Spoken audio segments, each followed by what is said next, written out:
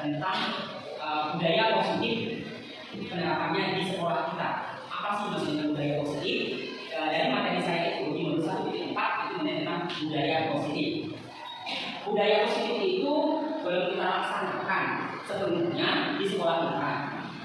Masih step by step kalau kita lakukan. Apa sih yang harus kita lakukan pada budaya positif? Contohnya yang kita lakukan itu adalah tiket guru, kemudian disertakan belajar di kelas dari tingkat SMP dan SMK. Masuk lagi budaya positif lain belum kita terapkan. Maksudnya saya, jadi ini akan ini mudah-mudahan membuat perubahan untuk kita, terutama untuk diri saya sendiri dan untuk para guru dan saya dapat untuk melakukan budaya positif ini di sekolah kita. Adanya perubahan visi dan misi kita untuk melaksanakan proses visi itu berjalan dengan lancar. Nah, kali ini saya akan menjelaskan tentang budaya positif. Apakah itu? Bagaimana cara penerapannya? Kemudian sistemnya seperti apa? Apa yang akan kita lakukan terhadap budaya positif tersebut?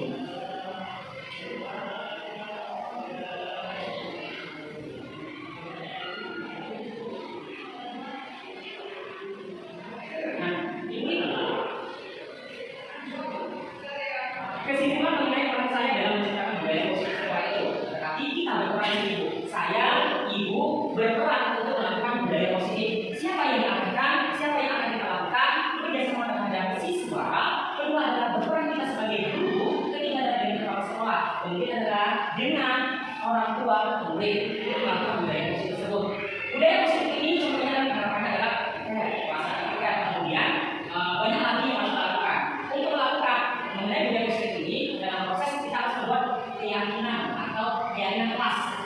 Selama kita belajar banyak sekali kasus-kasus kita lakukan. Ada anak yang bermain dalam belajar, ada anak yang masih keluar, kemudian ada yang merantau, kemudian kasus-kasus anak terlambat, di mana sepatu disesuaikan dengan tali sepatunya harus tetap, ada yang pakai UI, kemudian ada yang menggunakan sandal. Inilah yang kita harus lakukan. Kenapa bisa terjadi seperti itu? Ternyata dalam budaya positif kita.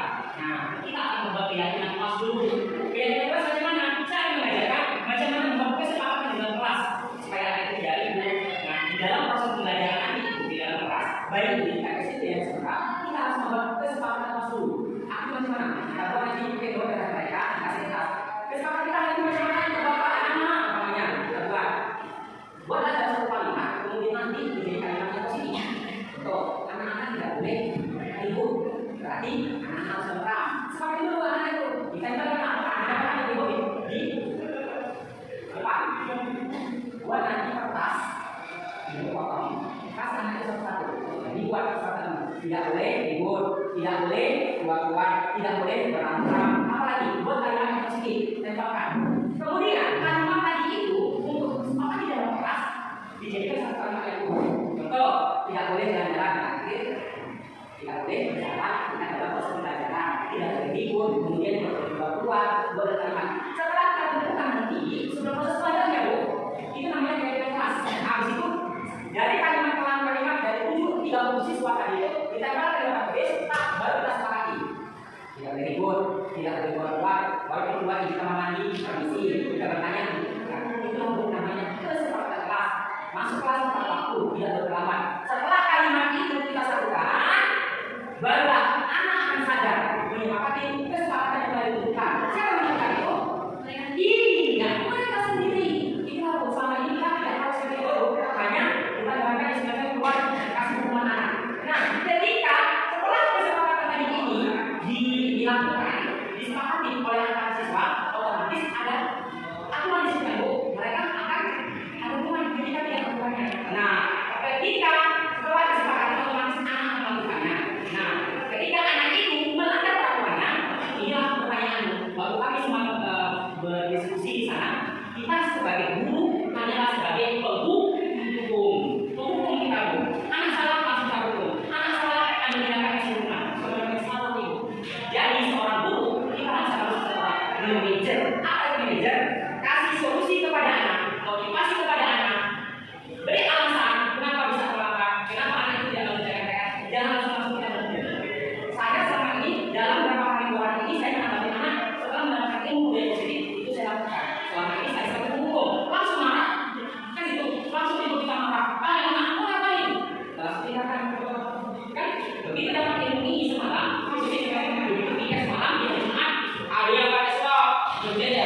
Ada yang hukuman yang masa tenggelam dilaksanakan, ada yang apa?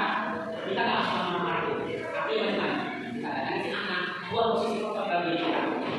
Beri alasan kepada anak. Kita tanya kenapa apa? Ya, masing-masing anak itu dua alasannya. Ya, kedua kasih anak dia kesempatan. Kita jadi bagaimana Pak Ikan? Nah, setiap manusia itu memiliki kesalahan. Setiap manusia memiliki kesalahan adalah manusia. Buat anak itu tidak terasa terpukul, buat anak itu tidak terasa panik, takut, ada sanksi. Ya, kenapa bisa seperti ini? Nah, apa yang terjadi? Buat anak itu bermotivasi untuk memberi alasan. Ya kan? Kemudian bukan kita langsung memberi hukuman salah. Jadi kan posisi kita ini manajer di dalam tersebut. Tuh, ada alasan. Nah, kenapa kamu bisa kenapa? Mereka akan menjawab. Pak, di sini, ibu di sini dia mau siapa yang salah dan siapa yang disalahkan. Kita harus begini dulu. Nah, di sini yang pasti kita perlu keyakinan kelas kita yang harus belajar bahwa ketika ada masalah kita langsung didukung, yang dikasih kita dia harus jadi ada masalah. Kemudian tinggalkan apa? Setelah kamu langsung merasakannya, baru dia akan berbalik ke sini. Baru lagi masukkan tidak posisi ini jadi tapi yang jadi manusia itu buat yang berpancing untuk memberi alasan itu kepada kita. Ya, setelah tahu solusinya di mana, barulah kita kasih motivasi kepada dia. Ya, jangan kita biar langsung kasih hukuman.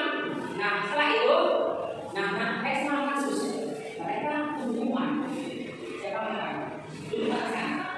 Apa kata siapa? Dulu sebelum saya menangis saya ngomong, kalau enak sedikit, ayo tensi langsung. Begitu berjumpa saya ini seperti bilang, guru tidak boleh jadi seorang penghukum. Jika terjadi penghukum, anak akan bingung.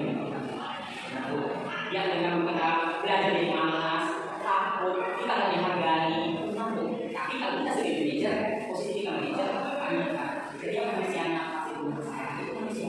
Baru lagi, oh iya, kemudian kenapa bisa menjadi orang? Baru kita kita akan berubah, ini berapa enggak? Baru yang saya salah, saya salah, ini saya salah. Lebih dulu, saya salah. Bagaimana kesalahannya? Saya itu solusinya gimana? Ada yang sampai oh dijawab, saya salah. Muncullah keberanian dia. Kemudian apa tindakannya? Apa yang dalam melakukan? Saya sedang melakukan. Pertama pakai kelas. Ya, apa yang kamu lakukan? Saya tanya. Saya berkelas, saya jadi macam mana? Jawab sekarang. Saya tidak melakukan. Itu jawab saya. Terus tapi dia akan melakukan lagi. Kita jadi solusi anak supaya dia melakukan hal. Nah, tindakan apa lagi yang melakukan? Saya akan minta maaf atas perbuatan saya. Bagusnya di sini kita masih memaafkan. Apakah kita memaafkan tapi maksud kami tidak pas yang akan memperbaikinya Pak. Janji kami kan, janji Pak. Siapa yang bikin di sini? Jadi bikin lagi saya sendiri dan teman-teman saya Pak. Saya telah mempersalahkan, kemudian satu kelas Pak, kelas terdalam. Nah, tadi kalau dalam hati-hati, kan sebenarnya apa yang harus diperbaiki ya? Pasti seperti itu. Soalnya kita coba di sini, baru berdasarkan masalah, memberikan solusi. Itulah di dalam budaya positif dalam sebagai guru. Artinya apa? Kita sebagai guru harus seperti manajer, bukan sebagai seorang penghukum. Saya belajar itu karena saya belajar di JGP, saya baru tahu. Ternyata itu membuat semangat. Maka kalau guru kelas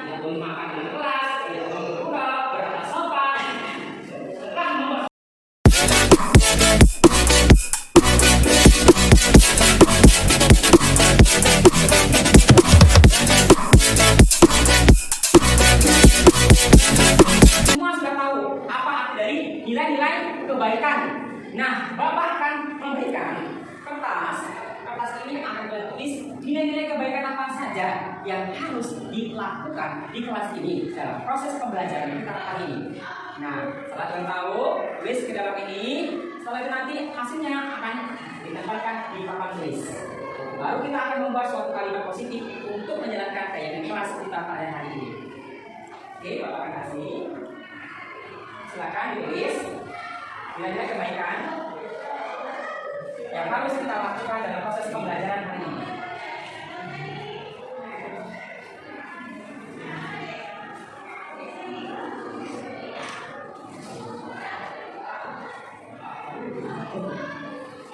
Oke, silakan tulis yang sudah dapat kertasnya.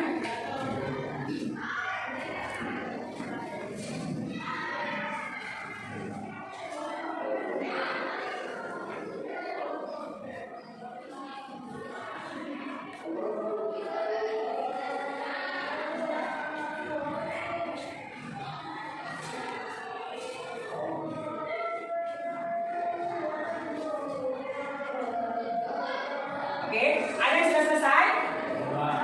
Sudah? Oke, silakan tempel ke papan tulis. Silakan.